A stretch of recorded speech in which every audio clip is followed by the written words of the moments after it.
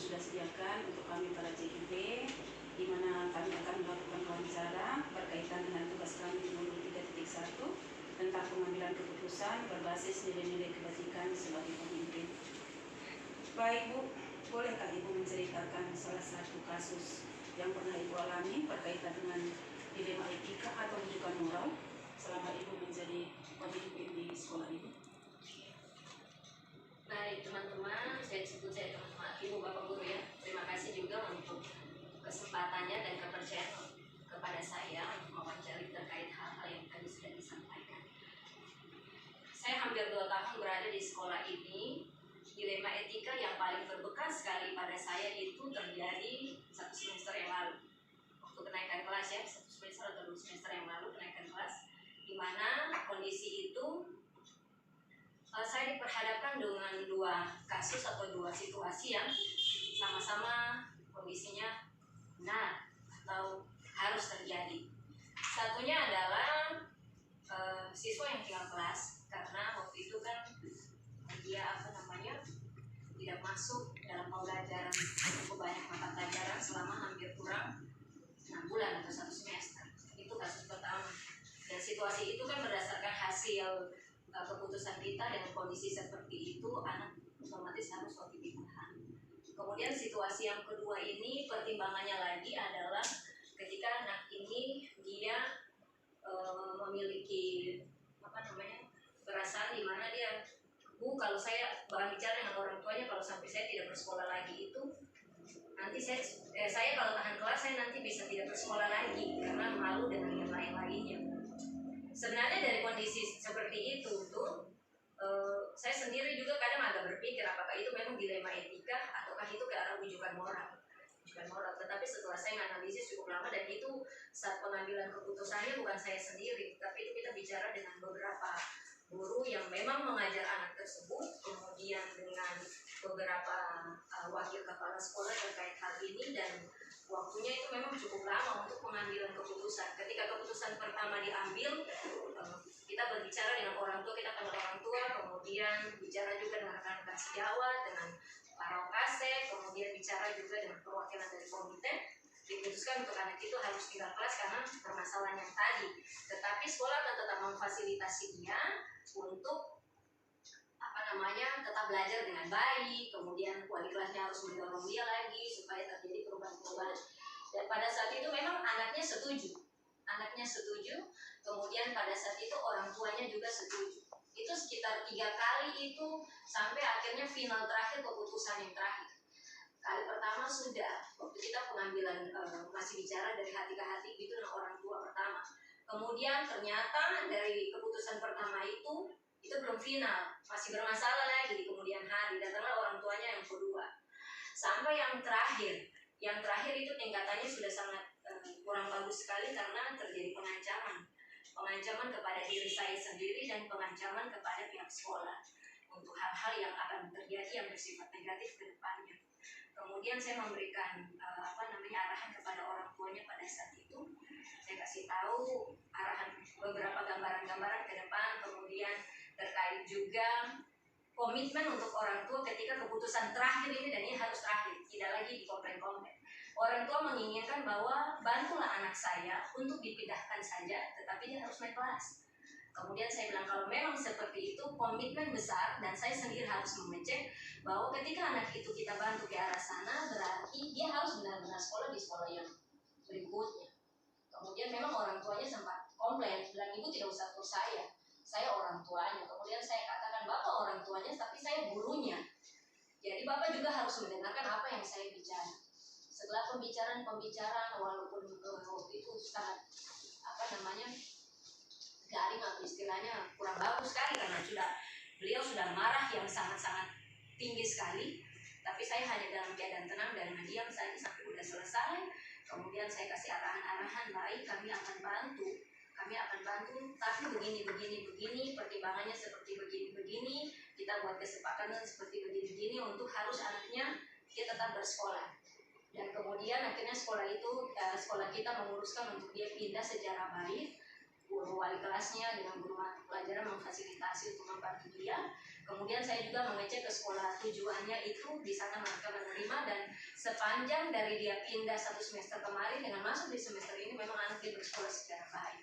Dan di situ saya masih sempat bangun komunikasi dengan mamanya. Saya bilang komitmen yang sudah pernah dibangun dari awal itu tolong dijaga, jangan sampai anak ini tidak bersekolah. Karena kami sudah mengambil keputusan yang terlalu tinggi dengan kondisi yang seharusnya itu kondisi yang seharusnya keputusannya tidak seperti demikian. Karena ada masalah pertimbangan kemanusiaan, pertimbangan mungkin rasa ingin supaya anak ini dia lebih lanjut lagi, lebih baik lagi. Akhirnya kita harus ambil keputusan seperti itu. Itu situasinya. Dan setelah keputusan terakhir itu yang ketiga kali kami jatuhkan itu sudah dalam kondisi yang sama-sama aman. Baik Bu, berkaitan dengan dilema itu yang tadi sudah Ibu ceritakan, kami akan mengajukan beberapa pertanyaan terkait dengan pengambilan keputusan yang Ibu sudah lakukan. Ya, baik Bu. Selama ini Bu, bagaimana Ibu dapat mengidentifikasikan kasus-kasus yang merupakan dilema etika ataupun rujukan moral? Identifikasi. Kalau misalnya dilema etika itu dua-duanya kondisinya benar dan saya sebenarnya nyaman. Tetapi kalau bujukan moral, dua kondisinya berbeda. Satu yang tidak baik, yang satunya baik, dan perasaan saya tidak nyaman. Tetapi nanti kalau sepanjang saya ada di sekolah ini untuk bujukan moral, saya belum pernah mengalami. Paling banyak adalah dilema etika. Kalau saya dulu di sekolah lama, bujukan moral ada. Saya pernah mengalami waktu masih jadi guru. Tapi kalau di sini sepanjang saya hampir 2 tahun di sini, kebanyakan itu dilema etika yang terjadi. Jadi saya kembali meng-cross check untuk perasaan saya dulu. Kalau itu bersifat bujukan moral, berarti saya nanti tidak nyaman karena ada sesuatu yang kondisi satunya itu sangat tidak nyaman dengan hati. Tetapi kalau dua-duanya ini, yang dua-duanya tuh dua-duanya nyaman, tapi nanti akan harus berpikir lagi mana yang harus saya pilih, ataupun dua-duanya saya lakukan, ataupun saya cari jalan lain untuk mengakomodir kedua itu. Seperti itu cara identifikasi saya.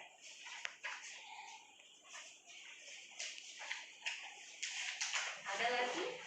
Ya, baik Bu. Saya akan melanjutkan pertanyaan yang berikutnya. Selama ini bagaimana Ibu menjalankan pengambilan keputusan di sekolah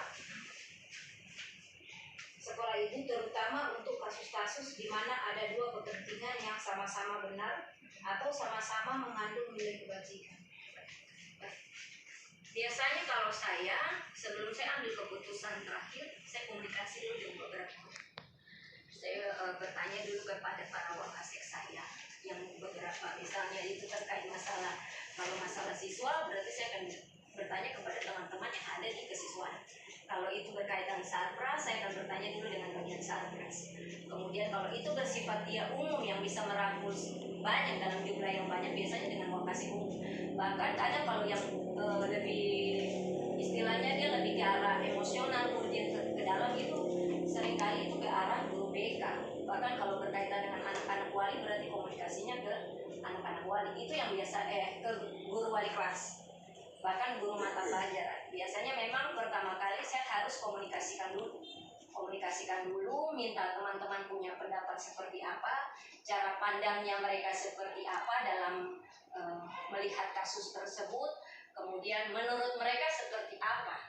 Walaupun saya sendiri sudah punya ancang-ancang pengambilan keputusan, tetapi kalau bagi saya harus berkomunikasi dengan warga dulu, teman-teman dulu, untuk kita bisa menyatukan cara pandang saya seperti ini, cara pandang teman-teman seperti apa, mana yang bisa kita ambil jalan tengahnya. Apakah mungkin kita ambil jalan tengah, atau mungkin lebih menjurus persetujuannya ada di keputusan saya, ataukah mungkin persetujuannya ada di keputusan teman-teman yang tadi saya ajak bicara. Itu tergantung dari situasi dengan kondisi seperti itu. Baik Ibu, saya lanjut. Langkah-langkah atau prosedur seperti apa yang biasa Ibu lakukan selama ini untuk pengambilan keputusan? Jadi kalau yang pertama tadi kan saya kalau mau dilihat kayak uji-uji ini kan berkaitan dengan teman-teman punya pendidikan. Terkadang itu yang uji-uji 9 uji langkah itu ada juga yang saya tidak lakukan, walaupun saya juga pernah belajar. Jadi saya kadang saya memiliki cara saya sendiri, tetapi muatannya itu sebenarnya hampir mirip dengan 9 uji tadi, 9 nangga tadi. Jadi yang pertama itu saya, seperti yang tadi Bu Ginti sampaikan, saya harus uji untuk saya perasaan dulu untuk situasi itu satu. Kemudian saya akan berkomunikasi dengan rekan-rekan. Kemudian setelah itu baru kita mulai pikirkan apakah baik benarnya ini seperti apa, kalau kita ngambil keputusan kayak gini, dampaknya nanti kepada orang ini bagaimana, dampaknya kepada kita sendiri bagaimana. Nah, seperti itu. Itu belum masih timbang-timbang, itu kita masih timbang-timbang. Kira-kira kalau kayak begini nanti orang lain dia ikut terlibat atau tidak ya? Kayak gitu. Kalau macam kita ambil keputusan kayak gini akan melibatkan orang lain lagi bermasalah atau tidak? Ataukah menimbulkan masalah baru lagi atau tidak? Nah, itu masih ditimbang-timbang. Jadi proses penimbangan dari pengambilan keputusan itu ini merupakan langkah-langkahnya, kemudian sambil mengingat lagi, oh dulu mungkin apakah mungkin pimpinan dulu kah, atau mungkin guru-guru senior kah, itu dia bisa mengambil keputusan mirip-mirip seperti ini atau tidak. Itu masih biasanya bahan-bahan bicara, bahan komunikasi dengan orang-orang yang lebih tua. Bahkan biasanya kadang saya bicara dengan kayak Ibu Debbie, kami punya senior, kemudian ada Pak Ramli, untuk bertanya-tanya terkait apa kondisi-kondisi yang dialami, menurut mereka seperti apa. Sampai akhirnya nanti keputusan terakhir harus diambil seperti ini, pertimbangannya kenapa harus diambil seperti ini, karena begini-begini, karena gini. Kemudian sudah dipertimbangkan secara matang, kalau kondisi keputusan ini diambil, berarti dampaknya seperti ini. Itu harus sudah memang dipikirkan secara baik-baik. Ya. Baik Bu, tadi Bu sudah jelaskan mengenai langkah-langkah atau prosedur yang seperti yang biasa Ibu lakukan. Untuk selanjutnya, hal apa saja yang selama ini Ibu anggap efektif dalam pengambilan keputusan pada kasus-kasus kriminal etika? Paling efektif adalah komunikasi dan kolaborasi, itu paling efektif. Jadi tidak serta-merta saya harus langsung mengambil keputusan, walaupun Bu, terkadang harus otoritas saya keluar, harus. Tetapi ada hal-hal yang memang saya harus komunikasikan dengan rekan-rekan seperti apa, pertimbangan seperti apa. Jika teman-teman nanti pada posisi yang memang memimpin dalam kapasitas lebih tingkatan tinggi, itu akan lebih terasa bagaimana mengambil keputusan dalam tingkatan itu. Beda dengan ketika kita masih sebagai guru, ataupun mungkin kalau kita wakasek pasti masih komunikasikan ke atas lagi kan, walaupun memang sudah ada diberikan kewenangan untuk mengambil keputusan, tetapi pasti masih komunikasinya ke atas. Jadi memang yang paling efektif sekali itu adalah komunikasi dan kolaborasi, supaya dia pas kita ngambil keputusannya. Baik Ibu, yang berikut selain yang paling efektif, hal-hal apa saja yang selama ini merupakan tantangan dalam pengambilan keputusan pada kasus-kasus kriminal etika? Kalau pengambilan untuk tantangannya itu biasanya kayak gini. Contoh ya, saya kasih contoh nih saat ini. Saat ini nih, untuk minggu depan ini kan saya harus izin. Saya terus harus minggu depan yang sekarang, di mana saya punya jam mengajar karena saya masih dikasih kesempatan mengajar, baru di situ saya harus melakukan pendampingan individu. Itu dilema etika. Saya harus melakukan pendampingan individu karena saya sudah ada fakta integritas. Saya harus mengajar karena sudah ada SK mengajar. Nah, itu kan kita pusing. Kalau misalnya kita berpikirnya masa bodoh, tidak apa-apa, nanti saya bisa ngajar lain kali ke apa. Tapi kalau kita berpikir secara baik-baik, masalah pertimbangan siswa tidak masuk, kita 3 jam tidak masuk atau 2 jam tidak masuk, dia mengalami kerugian. Baru misalnya kita tidak menyiapkan tugas atau meninggalkan tugas, itu kan sudah kurang bagus toh. Nah, situasi, dan saya yakin teman-teman juga mengalami hal-hal seperti itu yang paling sederhana. Tadi Bu Catherine bilang apa? Dia punya apa? Tantangan. Iya, tantangan. Nah, posisi kayak begitu kadang itu sudah atur begini, tapi ternyata tidak bisa juga. Kita begini, ternyata tidak bisa juga. Makanya kemarin itu saya biasanya kayak tadi yang saya bilang efektif itu saya komunikasi dengan mereka dulu. Ibu ada kegiatan seperti ini. Jadi setiap saya punya kegiatan keluar, kelasnya saya pasti tahu saya ada di mana. Setiap saya ada kegiatan keluar, wakasek saya pasti tahu. Saya pasti kasih tahu saya punya ini wakasek umum. Kalau wakaya kemarin wakasek umum izin, saya kasih tahu saya punya wakasek bidang. Itu saya pasti kasih tahu, saya ada mau ke sini begini, tolong ambil tanggung jawab kepemimpinan begini. Itu. Nah, jadi memang tantangannya tuh kadang saya sampai sekarang itu juga masih belajar untuk bisa mempaskan untuk mengambil jalan keluar yang ketiga yang bisa mengakomodir itu dua-duanya. Jadi tapi lewat kalau kita komunikasi baik, kadang kan kita berpikirnya kayak gini, untuk apa orang lain mau tahu saya punya kegiatan kayak gini, itu betul juga. Tetapi kalau kita berada pada kondisi sebagai seorang pemimpin, itu wajib diketahui oleh sekitar kita. Supaya ketika pemimpin itu tidak ada di tempat, teman-teman yang ada di sekitar kita bukan menjawab gini, tidak tahu ada di mana, belum ada info. Nah itu kayak begitu. Jadi memang kadang-kala itu yang tantangannya adalah bisa mempaskan diri atau memikirkan yang pas untuk jalan keluar ataupun keputusan yang pas. Tapi sejauh ini dengan komunikasi, dengan kolaborasi, meminta pendapat dari rekan-rekan, akhirnya tetap keputusannya bisa diambil secara baik. Apalagi yang betul, ini kayaknya sudah dijejer ini. Mas tadi sudah sampaikan tantangan yang dihadapi dalam etika yang dihadapi bagi sekolah. Adakah jadwal tertentu dalam Ibu Kepala Sekolah mengambil sebuah keputusan terkait penyelesaian kasus dilema etika, atau langsung menyelesaikan di tempat saat ada masalah tersebut, atau mencari waktu lain, dan bentuk dan prosedur seperti apa yang Ibu lakukan dalam penyelesaian kasus dilema etika yang Ibu alami? Baik, kalau untuk prosesnya penyelesaian yang berkaitan terjadwal dengan tindak itu sebenarnya dia mengalir ya. Dia mengalir kalau kita merasa, saya melihat kondisi itu memang harus diambil keputusan pada saat itu, berarti saat itu langsung diambil. Tapi dengan tadi, kalau memang dari kondisi atau kasus itu memang membutuhkan komunikasi dan kolaborasi lebih, berarti itu saya lakukan. Tetapi ada yang harus saya langsung ambil. Itu ada, dan kondisi-kondisi ini sebenarnya tuh kita juga harus mengalami hal itu, bukan saja sebagai seorang pimpinan sekolah, tetapi sebagai seorang wali kelas, sebagai guru mata pelajaran, itu kan kita juga pemimpin. Jadi ada hal yang harus memang bisa langsung otoritas itu kita keluarkan sebagai seorang pemimpin ya, bukan kapasitas yang besar. Nah kayak gitu. Kemudian kalau macam tadi Bapak bilang harus menentukan jadwal tertentu, kalau sejauh ini ada yang pernah seperti itu. Seperti waktu kami penyelesaian beberapa masalah terkait dengan masalah kepolisian, memang ada pakai terjadwal. Tapi ada juga yang saat itu bisa langsung diselesaikan. Ada juga yang kita ngatur bersama-sama dengan Wakasek, dengan guru PK, dengan lain-lain kalau menghadapi suatu dilema-dilema seperti itu, dijadwalkan pada saat kapan dengan melihat beberapa kondisi lagi yang lain. Orang yang terlibat di dalamnya itu siapa-siapa saja, dia bisanya kapan, bisa terfasilitasinya kapan. Nah, di situ baru ditentukan lagi waktu kumpulnya kapan, dikomunikasikan kepada mereka, baru pembicaraan untuk penyelesaian permasalahan. Adakah seseorang atau faktor-faktor apa yang selama ini mempermudah membantu Ibu dalam pengambilan keputusan dalam kasus-kasus dilema etika? Kalau bagi saya bukan seseorang, saya punya tim di dalam sekolah yang sangat membantu saya mengambil keputusan. Jadi bukan satu orang, banyak.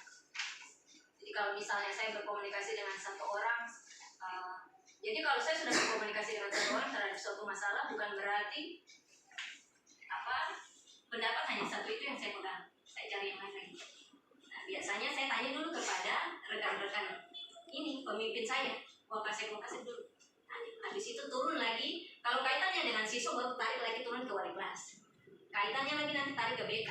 Terus kalau misalnya dia ada bermasalah lagi selanjutnya kepada siapa lagi? Nah, kayak gitu. Jadi memang yang sangat berpengaruh itu bukan satu orang, tapi tim saya yang sangat banyak itu. Bahkan sama dengan bagian kebersihan. Baik, dari semua hal yang telah disampaikan, pembelajaran apa yang dapat Ibu petik dari pengalaman Ibu mengambil keputusan dilema etika? Kondisi dilema etika itu sangat ini ya Bu Guru, Ibu Bapak Guru. Kondisi dilema etika itu sebenarnya sangat berat. Karena ketika kita mau mengambil keputusan dengan kondisi yang dua-duanya harus dilakukan, yang harus sama-sama jalan, itu kita harus kondisinya pertama tenang.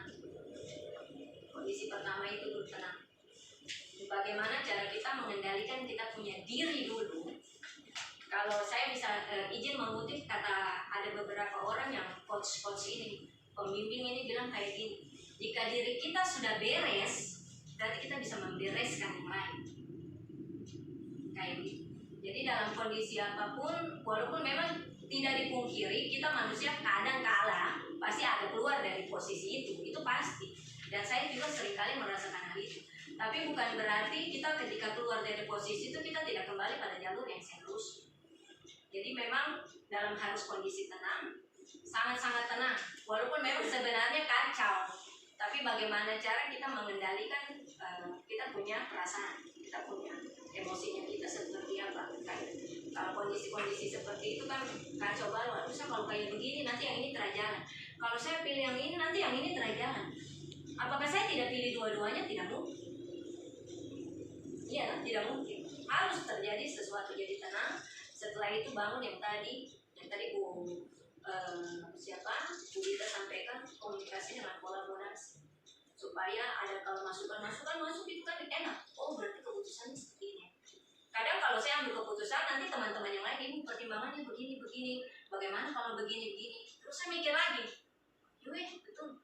Karena tidak selamanya kita pemimpin kita punya keputusan itu selalu benar. Tapi kita perlu minta pendapat rekan-rekan atau tim-tim kita yang lain untuk pada posisi yang harus dengan berapa pertimbangan tadi. Seperti itu. Baik, terima kasih atas kesempatan Ibu pada sore hari ini atas penjelasan mengenai pengambilan keputusan seorang pemimpin terkait kasus dilema etika. Semoga bermanfaat bagi kami para CGP Angkatan 9 Kabupaten Sarmi. Terima kasih banyak Ibu. Bu Guru, sabar dulu. Mungkin ada satu yang tadi saya karena terlalu asik cerita. Pelajaran berharga tadi. Kalau tadi kan masalah tentang pelajaran berharga adalah yang saya dapat ketika kita mengambil suatu keputusan adalah menetapkan diri kita sebagai posisi kita seorang pemimpin. Tetapi bukan berarti semena-mena. Jadi ketika sudah ada di posisi begitu, kita akan benar-benar terlatih dengan kondisi-kondisi dilema-dilema etika, kebujukan moral, kita akan benar-benar terlatih untuk mengambil keputusan. Mungkin yang ini gerasak gerusuk ini begini gini.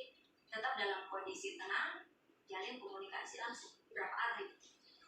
Ambil, baru mulai analisis, uji yang mungkin teman-teman alami kayak ini langgarkan dengan segala macam. Mana yang menjadi panutan? Saya punya panutan utama itu saya punya bapak dengan ibu saya yang dua-duanya mereka dua-dua kepala sekolah.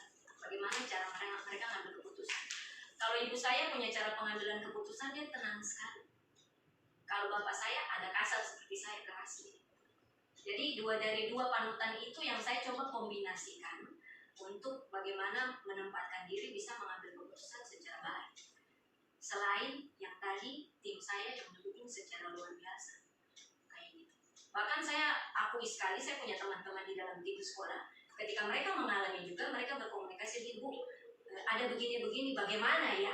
Itu artinya kan keputusan itu bukan hanya saja dari kepala sekolah yang langsung ambil, tetapi dari teman-teman ini juga mau mengambil, tetapi dia sedang menjalin komunikasi dengan kolaborasi. Jadi betul-betul dia terarah dengan interaksi yang baik. Seperti itu, Bu. Terima kasih. Tadi sudah ditutup baru. Sukses terus, tinggal hitungan berapa minggu lagi sudah mau selesai, 1 bulan lebih.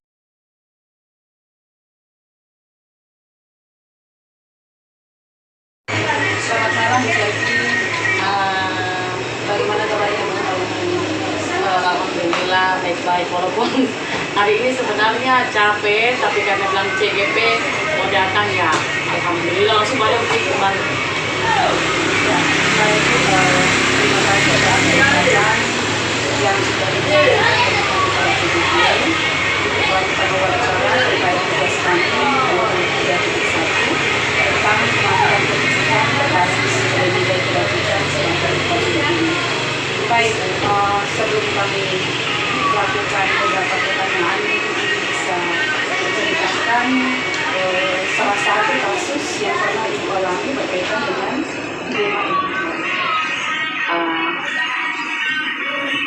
Mungkin seperti teman-teman ketahui sendiri di sekolah saya saya langsung sampaikan di sini saja karena kan sama-sama teman-teman sudah ikut kumpul juga bersama. Yang jadi dilema kita saya di sekolah di masalah itu seperti yang teman-teman ketahui, ada CGP saya, CGP yang di sekolah saya yang menceritakan terkait permasalahannya yang sertifikasi. Nah, mungkin langsung sekarang supaya nyambung juga. Itu yang buat saya sebagai pemimpin merasa apa ya saya putuskan sebagai pemimpin, sebagai kepala sekolah. Itu yang mungkin saya rasa permasalahan yang sejauh ini saya jadi kepala sekolah itu saya rasa paling menantang. Di sisi lain ada guru saya juga yang terlibat di dalam situ, operator. Saya sampaikan langsung operator saya dan ibu yang satunya, guru saya yang satu itu yang kasusnya juga yang sertifikasinya juga sama. Saya sebagai pemimpin ini bingung karena di sekolah sudah melakukan sudah sesuai dengan jalurnya, dengan prosesnya, tapi selalu berhasil. Dia punya data dia punya data. Itu yang bikin saya sebagai pemimpin sering bingung. Di sekolah sudah lakukan, kami ke dinas juga sudah lakukan, sudah sesuai, tapi setiap tribulan, setiap mau terima dana sertifikasi, dapodiknya selalu berusaha terlambat lagi. Mungkin itu yang saya langsung sampaikan satu jalur, lalu yang umum karena teman-teman juga sudah tahu setiap foto mungkin disampaikan saya itu supaya itu yang jadi tantangan saya masalah saya. Ya baik, berkaitan dengan tadi ketika yang kita diarahkan seperti itu, kami akan mengajukan beberapa selama ini bagaimana ibu dapat mengidentifikasi kasus-kasus penyimpangan jadi untuk saya mengidentifikasi apakah itu dilema etika atau sertifikat saya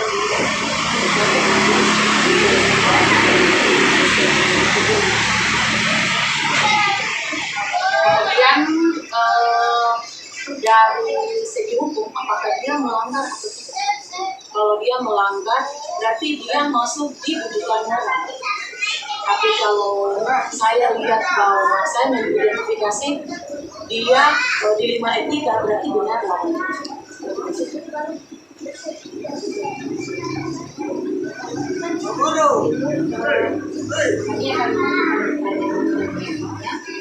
Selama ini bagaimana ibu menjalankan pengambilan keputusan di sekolah, terutama untuk kasus-kasus di mana ada dua kepentingan yang sama benar atau sama-sama mengandung baik. Dalam saya mengambil keputusan itu yang pertama pasti kita mengumpulkan fakta masalahnya apa-apa saja, kemudian informasinya saya cari dulu kira-kira siapa yang benar dan siapa yang salah seperti begitu. Kemudian setelah mencari informasi itu saya cari solusinya. Ini kira-kira solusi yang saya buat ini sudah tepat atau tidak. Kemudian terakhir dalam pengambilan keputusan selalu saya buat ini kira-kira keputusan yang saya ambil itu yang saya lakukan. Jadi langkah-langkah atau prosedur seperti apa yang kita lakukan? Jadi langkah-langkah itu yang pertama itu saya menentukan dulu kira-kira apa saja yang terjadi. Terus karena saya mungkin dulu berat yang sudah saya melewati pendidikan, jadi dalam pengambilan keputusan saya sudah melakukan keputusan.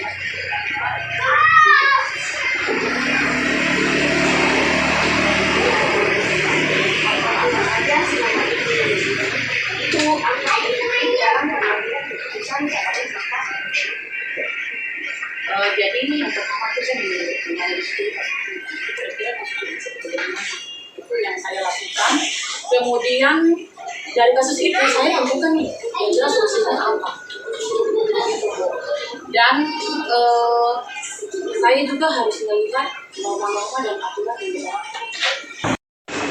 Saya mau menanyakan tentang hal-hal apa saja yang selama ini Ibu anggap berikut dalam penanganan keputusan pada kasus yang sama. Oke, jadi tantangan pada itu dalam pengambilan keputusan, kemudian pada kasus ini kita tantangan terkait dari kasus yang tadi saya sampaikan itu apabila dalam saya pengambilan keputusan ini dua-dua pihak ini sama-sama benar. Kemudian saya sebagai kepala sekolah saya harus berusaha bersama-sama ini dua-dua pihak